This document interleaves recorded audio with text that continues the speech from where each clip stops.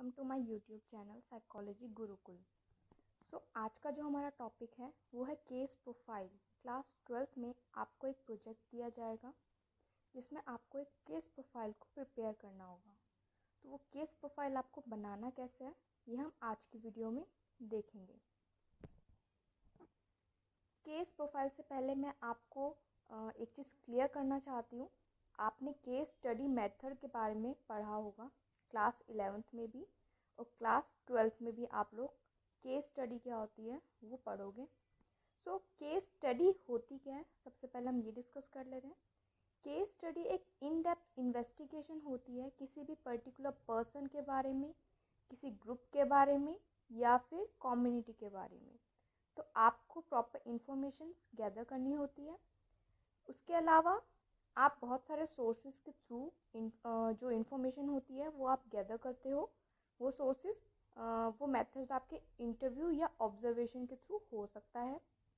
इसके अलावा आपको क्या करना है, आपको एक डिटेल्ड इन्फॉर्मेशन निकालनी है। वो इन्फॉर्मेशन आपकी क्या क्या होंगी, आपने क्लास 11th में पढ़ा होगा। जो डेटा इन्फॉर्मेशन होती हैं जिसमें आपने मेडिकल इन्फॉर्मेशन, उनकी साइकोलॉजिकल पढ़ी थी। आपको डिटेल्ड इन्फॉर्मेशन निकालनी है, उनके मेडिकल रिपोर्ट्स अपने सब्जेक्ट की, एम्प्लॉयज़ इन्फॉर्मेशन, उनका प्रोफेशन एरिया क्या है, स्कूल रिपोर्ट निकालनी है, देन साइकोलॉजिकल। बट ये चीज़ बहुत क्लियर है कि केस स्टडी आप तभी कंडक्ट कर सकते हो अगर आपके पास प्रॉपर क्वालिफिकेशन है। मतलब आप एलिजिबल होने चाहिए, आपके पास प्रॉपर डिग्री होनी चाहिए। तो इसलिए कहा जाता है कि केस स्टडी से साइकोलॉजिस्ट और साइकियाट्रिस्ट यही कर सकते हैं। ठीक है, तो केस स्टडी मैंने आपको क्लियर किया केस स्टडी होता क्या है। बट क्लास 12th में हमें केस प्रोफाइल बनाना है, केस स्टडी नहीं, केस प्रोफाइल बनाना है। तो इन दोनों के बीच में डिफरेंस क्या है, एग्जामिनर आपसे पूछ सकता है कि आपकी जो फाइल है वो केस स्टडी है, केस प्रोफाइल, तो आपको क्लियर करना पड़ेगा। बेसिक सा डिफरेंस है। मैंने आपको बताया केस स्टडी के लिए आपके पास प्रॉपर इंफॉर्मेशन, प्रॉपर क्वालिफिकेशन होनी चाहिए, आप एलिजिबल होने चाहिए केस स्टडी कंडक्ट करने के लिए। बट केस प्रोफाइल एक छोटा सा हिस्सा है केस स्टडी का जिसमें आप जर्नल इन्फॉर्मेशन निकालते हो। आप अपने मेंटोर की हेल्प के थ्रू भी काफ़ी कुछ सोर्सेज के थ्रू इन्फॉर्मेशन, कोई मेथड यूज़ करके आप इन्फॉर्मेशन निकाल सकते हो। तो केस स्टडी एक वाइडर कॉन्सेप्ट है जिसमें आपको एक डिटेल्ड इन्फॉर्मेशन निकालनी होती है, और आप साइकोलॉजिकल टेस्ट, स्टैंडर्डाइज्ड और नॉन स्टैंडर्डाइज्ड टेस्ट भी यूज़ कर आप इन्फॉर्मेशन को निकाल सकते हो। बट केस प्रोफाइल में क्या है, केस प्रोफाइल एक जर्नल इन्फॉर्मेशन कॉन्सेप्ट होता है जिसमें आप बेसिकली जो भी बेसिक इन्फॉर्मेशन होती है जो आप आराम से निकाल सकते हो अपने सब्जेक्ट के बारे में, और सब्जेक्ट आपको विलिंगली वो इन्फॉर्मेशन प्रोवाइड कर सकता है। वो केस प्रोफाइल होता है। केस प्रोफाइल एक छोटा सा कॉन्सेप्ट है केस स्टडी का। तो हमें केस प्रोफाइल अपना प्रिपेयर करना है। तो सबसे पहले हम ये देख लेते हैं कि केस प्रोफाइल के लिए हम किस तरीके के केसेस हम चूज़ कर सकते हैं। मेरे पास सबसे पहले तो प्रॉब्लम यही आती है, मैं अपने एक्सपीरियंसेस के बेसिस पर कहूँ तो मुझे 4 इयर्स का एक्सपीरियंस है इस फील्ड में। मेरे पास सबसे पहले प्रॉब्लम यही आती है कि बच्चों को कन्फ्यूजन होता है कि मैम हम केस किसे ले सकते हैं। हम बहुत कंफ्यूज है कि हम किसे चूज़ करें अपने केस के लिए। तो यहाँ पे आपके पास 5 ऑप्शंस हैं। फर्स्ट ऑप्शन, आप किसी ऐसे पर्सन को ले सकते हो जिसका IQ लेवल काफ़ी ज़्यादा हाई हो या फिर वो मल्टी टैलेंटेड हो।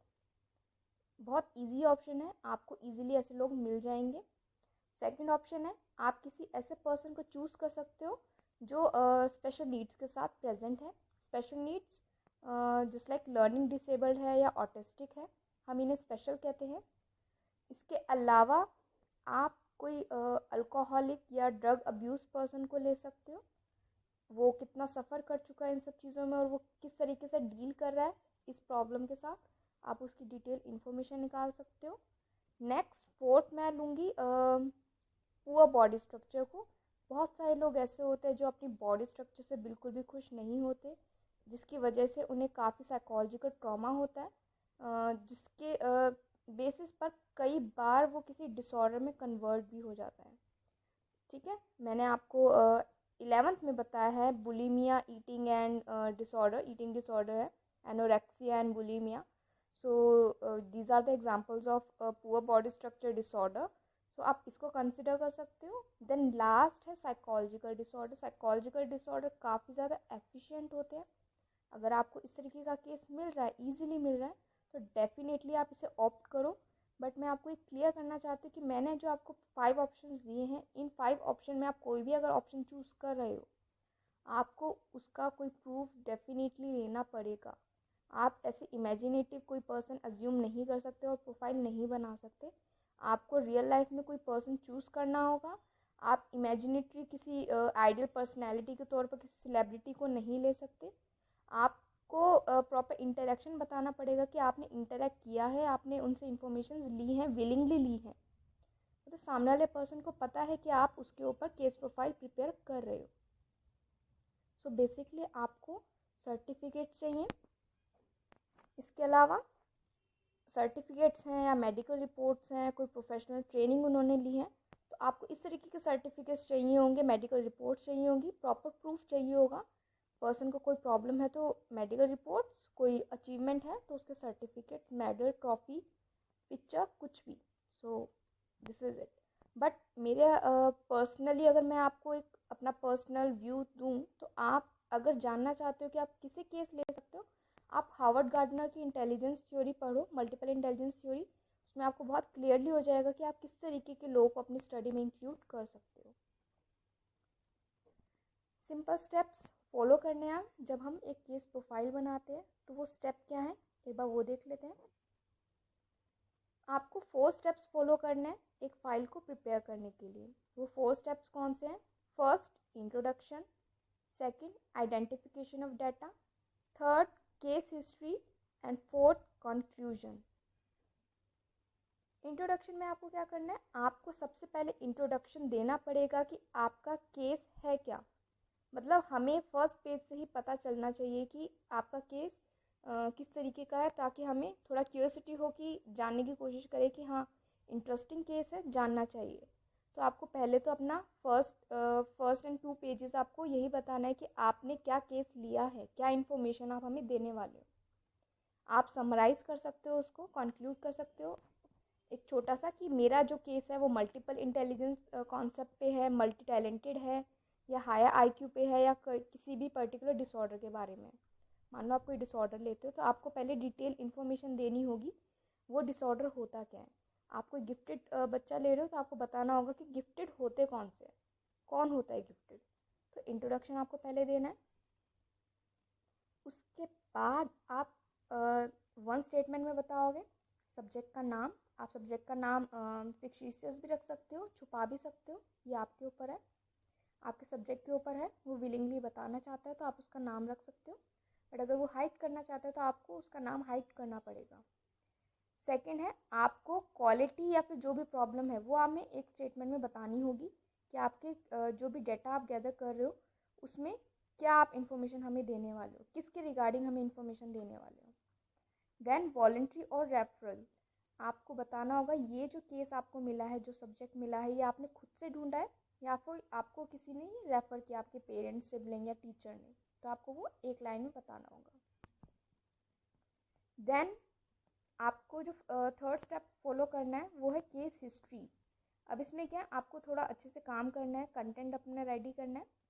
केस हिस्ट्री में आप पहले तो उसकी बेसिक इन्फॉर्मेशन आप लोगे, प्राइमरी इन्फॉर्मेशन लोगे, जिसमें उसकी एज, जेंडर, स्कूल, देन किस क्लास में है प्रेजेंटली वो बताना होगा। उसके बाद आपको उसका SES, सोशियो इकोनॉमिक स्टेटस बताना होगा। मदर फादर की एजुकेशन, उनकी ऑक्यूपेशन बतानी होगी। फैमिली इनकम बतानी होगी। हाउस टाइप, किस टाइप के घर में वो रहता है। नंबर ऑफ फैमिली मेम्बर्स, किस तरीके के लोग हैं उसके आसपास और उसके फैमिली मेम्बर्स कितने हैं। उसका बर्थ ऑर्डर, ये सब आपको क्लियर करना होगा। थर्ड में आप उसकी फिजिकल इंफॉर्मेशन दोगे, उसका हाइट, उसका वेट, उसकी कोई मेडिकल रिपोर्ट, कोई मेडिकल इंजरी उसको रही हो, इस तरीके के इन्फॉर्मेशन आप हमें दोगे। फोर्थ में आप हमें बताओगे कि प्रेजेंटली या पास्ट में अगर उसने कोई ट्रेनिंग ली है, कोई प्रोफेशनल हेल्प ली है, कोई मेडिकल हेल्प ली है, काउंसलिंग सेशंस ली हैं, तो उन सब की डिटेल आपको उससे लेनी होगी। देन फिफ्थ पॉइंट में आपकी खुद की ऑब्जर्वेशन ऐड होगी।